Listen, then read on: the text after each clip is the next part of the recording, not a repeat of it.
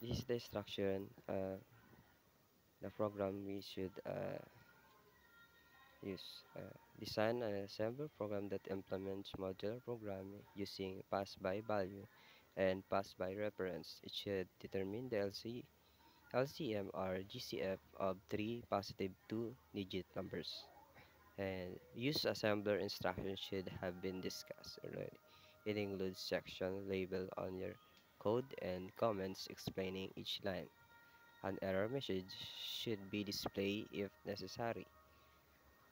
The program loops until the user choices exit. So let's try the program na ginawa namin ni choice number 1, and we input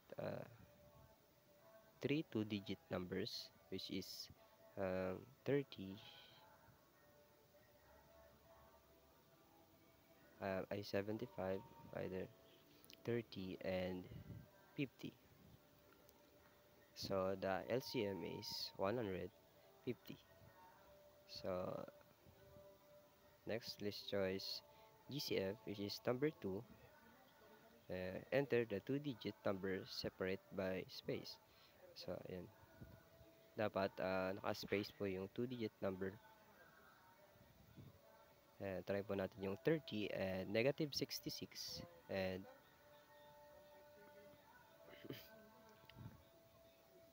99 kung mag-print yung error message. Input should only between 1 to 99.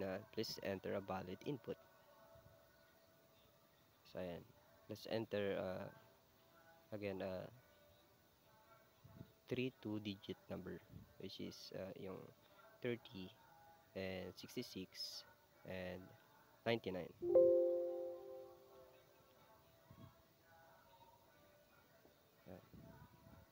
So the GCF is 3.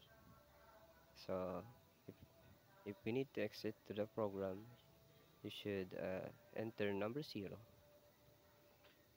So yeah, thank you, that's all.